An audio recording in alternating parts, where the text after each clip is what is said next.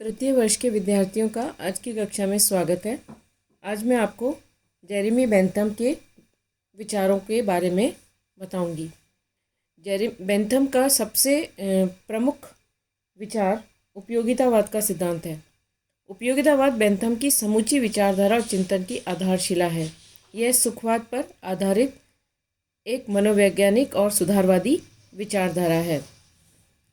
उपयोगिता का अर्थ। बेंथम के अनुसार उपयोगिता के सिद्धांत का अर्थ उस सिद्धांत से है जो प्रत्येक कार्यवाही को, चाहे वह जो भी क्यों न हो, ऐसी धारणा के आधार पर स्वीकार या अस्वीकार करता है जिससे ऐसा लगता है कि वैचारिक पक्ष के हित में या तो अभिवृद्धि कर रहा है या ह्रास कर रहा है। उसको दूसरे शब्दों में सुख की अभिवृद्धि या ह्रास का सिद्धांत कह सकते हैं। यह प्रत्येक कृत्य पर लागू होता है, केवल व्यक्ति के निजी कृत्यों पर ही नहीं, सरकार के क्रियाकलापों पर भी समान रूप से लागू होता है। उपयोगिता की परिभाषा करते हुए बेंथम ने लिखा है कि उपयोगिता किसी वस्तु का वह गुण है जिसके द्वारा वह किसी ऐसे पक्ष के लिए लाभ, सुविधा, सुख, अच्छाई या कल्याण का सृजन करती है अथवा ऐसे पक्ष के विरुद्ध होने वाले छल, पीड़ा, बुराई या अहित को रोकने का कार्य करती है जिसके हित के बारे में विचार किया जा रहा हो। उपयोगिता का संबंध व्यक्तिगत हित होगा और यदि वह कोई समुदाय है तो उपयोगिता सामुदायिक हित में से संबंधित होगी।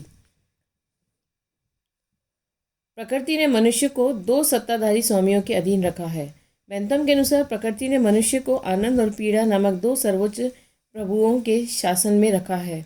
हम जो कुछ भी करते हैं, जो कुछ भी कहते हैं और जो कुछ भी सोचते हैं, सब में हम इनके अधीन हैं।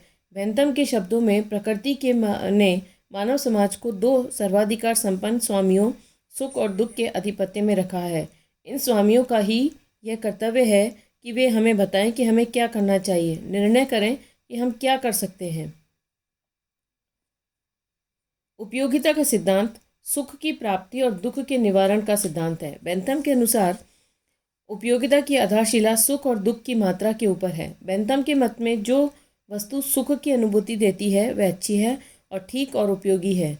जिस कार्य में मानव सुख में वृद्धि होती है वही कार्य उपयोगी और उचित है, और जिस कार्य में मानव को दुख प्राप्त होता है वह कार्य अनुपयोगी और अनुचित है। मानव के समस्त कार्यों की कसौटी उपयोगिता है। अतः सुख की वृद्धि और दुख को कमी करने वाला सिद्धांत उपयोगितावाद का सिद्धांत है। सुख दुख का वर्गीकरण। सुख दुख के स्वरूप को समझाने के लिए बेंथम ने दो भागों में बांटा है, एक सामान्य और जटिल। उसने सामान्य सुख के 14 और सामान्य दुख के 12 भेद बताए हैं। सामान्य सुख इंद्रिय सुख, वैभव सुख, कौशल का सुख, मित्रता का सुख, यश का सुख, शक्ति या सत्ता का सुख, कल्पना का सुख, धार्मिक सुख, दया का सुख, निर्दयता का सुख, स्मृति सुख, आशा का सुख, संपर्क या मिलन सुख, सहायता का सुख। सामान्य दुख दरिद्रता, भावना, हिचकिचाहट, शत्रुता, अपयश, धार्मिकता, दया, निर्दयता, स्मृति, कल्पना, आशा व संपर्क। सामान्य सुख और दुखों के इस वर्गीकरण को प्रस्तुत करने के बाद बेंथम के अनुसार इनके सम्मिश्रण से विविध प्रकार के जटिल सुख और दुख पैदा होते हैं। सुख की गणना, सुखवादी मापक यंत्र। उपयोगिता का निर्धारण करने में बेंथम सुख दुख की मात्रा पर बल देता है। यदि एक कार्य से सुख की अधिक मात्रा उत्पन्न होती है तो वह अधिक अच्छा सुख है, किंतु समस्या यह है कि सुख दुख का निश्चय कैसे किया जाए। उनकी मात्रा का निर्धारण करने के लिए बेंथम ने सुखवादी मापक यंत्र का आविष्कार किया, जिसके अनुसार सुखों और दुखों का तुलनात्मक ढंग से कुछ कसौटियों पर कसा जा सकता है, उसकी मात्रा को नापा जा सकता है। इसके आधार पर विभिन्न प्रकार के कार्यों या वस्तुओं से प्राप्त होने वाले सुखों का मूल्य ज्ञात किया जा सकता है। इसके निमित्त बेंथम ने किसी कार्य के संबंध में अनेक परिस्थितियां या तत्वों का उल्लेख किया है जिनके आधार पर सुख या दुख के कम या अधिक होने का ज्ञान किया जा सकता है। ये कसौटियां हैं तीव्रता, स्थिरता, निश्चितता, निकटता अथवा दूरता, जनन शक्ति, विशुद्धता, विस्तार।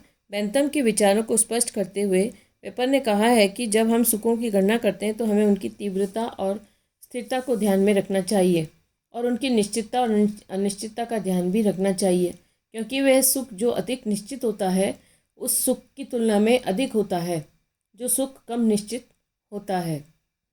बेंथम के अनुसार सुखवादी मापक यंत्र में किसी प्रवृत्ति से उत्पन्न होने वाले सुखों और दुखों का मूल्यांकन करते हुए उन्हें दो पलड़ों में तौलना चाहिए।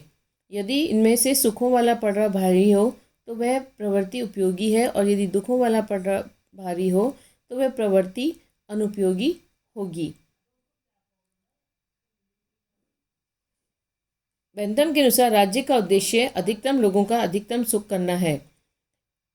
राज्य के आदेशों का पालन इसलिए होता है कि वह उपयोगी है और सामान्य हित या सुख को बढ़ाने वाला है। राज्य के नियमों के आज्ञा पालन से होने वाले लाभ आज्ञा भंग के दुष्परिणामों से अधिक हैं। बेंथम की दृष्टि में राज्य का आधार उपयोगिता से उत्पन्न होने वाली आज्ञा पालन की आदत है। इस प्रकार राजनीति के क्षेत्र में उपयोगिता का सिद्धांत कानून प्रदान करने वालों तथा शासन का मार्गदर्शन करता है। बेंथम के अनुसार कानून का लक्ष्य अधिकतम व्यक्तियों का अधिकतम सुख है। बेंथम शासन और कानून की उत्पत्ति और अस्तित्व उनकी सामान्य उपयोगिता पर निर्भर करने का और उनका पालन भी लोग इसलिए करते हैं कि वे उपयोगी हैं। अतः वह इस निष्कर्ष पर पहुंचता है कि कानून निर्माण भी उपयोगिता के सिद्धांत के अनुकूल होना चाहिए। यदि राज्य के कानून उपयोगिता की कसौटी पर खरे न उतरें तो उन्हें बदल देना चाहिए। अच्छा कानून वही है जिससे अधिकतम व्यक्तियों का अधिकतम भलाई होती हो। धन्यवाद।